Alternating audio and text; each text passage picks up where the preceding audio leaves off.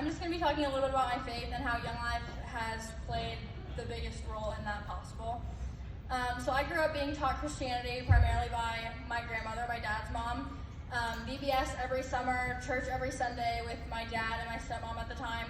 But for a few years, like ages maybe 11 to 14, I just wasn't active in my faith at all. I wasn't going to church, and it was primarily because we had moved here to Westfield from Kentucky, so kind of far away. And it was just really stressing me out because I felt excluded and like I had no one. I didn't really like Westfield just because it was so far, so like I said, knew nobody.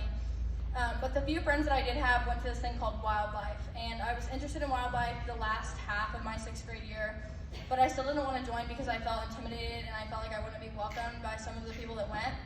So I just brushed off the idea of Wildlife for maybe like a year and a half until 7th grade, and my grandparents were in town, and so I went downstairs and I decided to pull the trigger of asking to go to Wildlife. So I went to the Young Life website, and without saying anything, I showed my phone to my mom, and yeah, now I'll admit, looking back, that I asked you in front of the whole family, so you were pressured to say yes. And her immediate response was, I'll think about it, but I guess in my brain that meant yes, because I immediately ran up the stairs and went to the Westfield Wildlife Instagram page and got Sarah Towson's phone number and texted her, and I asked her how to sign up for Wildlife. And if you know anything about Young Life, you know that that is not all the case. You don't sign up, you just come and you're welcomed by so many leaders. So her response is, you don't show up, ... And I was like, well, I'm not sure what that means. So she was like, you just come and you're just welcome. And I was like, so I don't need to give you like my mom's email or anything? And she was like, nope, you just come. So I think she found that was hilarious. But I started going to Wildlife on a regular basis after that. And then before and after 8th grade, both summers, I went to camp, and those 2 weeks were the best weeks of my life. They were full of great experiences, meeting new leaders and meeting new people. And I've been to camp 4 times, and I will continue going back as many times as I can, whether it's on work crew or as a Wildlife leader or as a Young Life student. The most significant thing to me about camp was that everything, like every Young Life camp, has a camp speaker, and they talk every night. And the summer after my 8th grade year, Kathy Craig was the Young Life speaker. And Kelson introduced us, and I found out that she only lived about 30 minutes away. So we made a promise to each other that we would always stay close. But I never talked to Kathy again after that 8th grade summer camp, which was kind of upsetting, but I knew that meeting Kathy in that moment would change everything. So that was just a really special moment to me because I felt so included and loved. So after that camp in 8th grade, 9th grade rolled around and Young Life started up, and I met new leaders, and I felt welcomed by so many people, especially the upperclassmen. And again, went to camp the summer after my freshman year, and this one was probably the best one yet because on the last day of camp, you can stand up in the club room and you can say one sentence about how that week affected you. And I stood up in front of everyone at camp and said, I decided to fully trust God this week. And that exact moment was when I knew I wanted to really dive headfirst into my faith and just keep the ball rolling and just keep going with my faith. So after that, sophomore year came, and I got really involved in everything. My faith was 100%, and I found what God had called me to do. So now I'm aspiring special education teacher, and my best friend Katie is actually here tonight. That's Katie on the screen. So I became a best buddies officer, and that's how I met Katie, because all officers have to be paired up with someone. So Katie and I got paired up, and Katie has a disease called tuberous sclerosis, but that definitely does not stop her because she's been coming to Young Life for a little over a year now. She comes every single week. She comes up to me, she finds me at school, and asks me if there's Young Life tonight, and she's just very committed, and I know that God definitely put me in her life for a reason because this summer we are most likely going to camp together as a Capernaum pair, and I'm really excited for that week, Katie. Also, sophomore year, I just had a really solid group of friends. It was a really good year overall. But at the end of my sophomore year, on April 19th, I decided to get baptized. So on May 26th, 2019, I got baptized at Grace Church. And that same woman from camp in 8th grade, Kathy Craig, ended up baptizing me with Sarah Kelson. And I was just so thankful for that experience because it shows that no matter how much time is spent apart, like if someone has that much of an effect on you, they will stick with you forever. And Kathy and I are still so close to this day.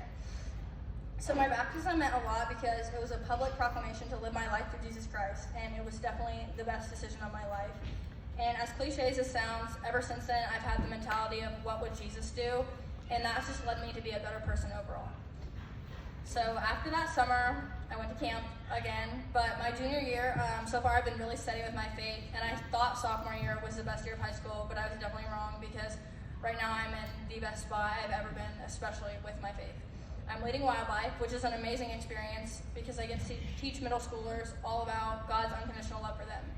And getting to give back is the best feeling ever because in middle school, I was that girl that needed someone to look up to and needed someone to be there for them. Thankfully, I had those people. I had Sarah Kelson and Beth Johnston, who have both completely changed my life.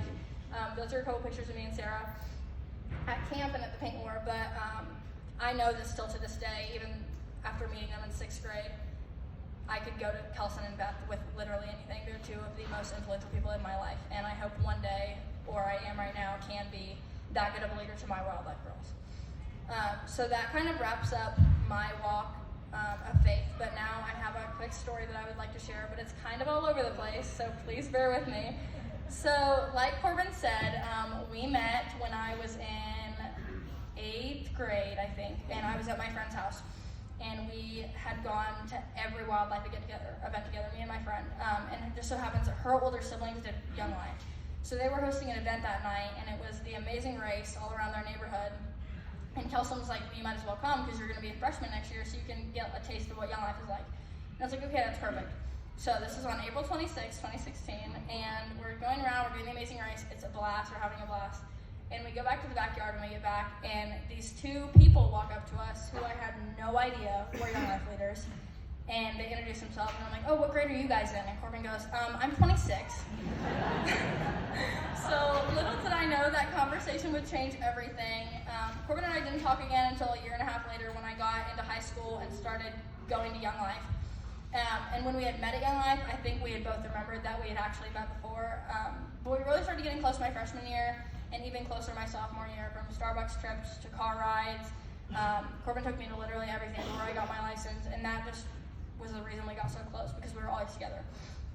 And now this year, Corbin's my mentor. For all Wildlife leaders have to have a mentor that's older than them, and they have to meet once a month, but Corbin and I meet way more than that, maybe at least once a week. And I would consider Corb to be one of the closest people I have, and God definitely gave me Corbin for a reason. Everyone needs someone that they can go to with anything, to talk about their faith, and to go through the lowest points and the highest points with everything. And I would consider Corbin to be one of those people. And Corbin and I literally laughed about the most random things, from me dancing in Target to her making fun of me because I go to Starbucks and I don't like coffee. So Corbin, I thank God every day. I don't know where you are. I thank God every day that I have you, and I'm so thankful for you, and I love you so much. Young Life has changed my life in many ways, and I'm so blessed that I was given the privilege to speak tonight. But I know for a fact that I'm not the only person affected by Young Life every day, because you're all sitting in this room, so I know that you all have been affected by Young Life too. I'd like to invite some of my friends up to speak because they are all affected by Young Life also every day. The theme of tonight is a place at the table, so we're all going to share a little bit about how Young Life has made a place for us.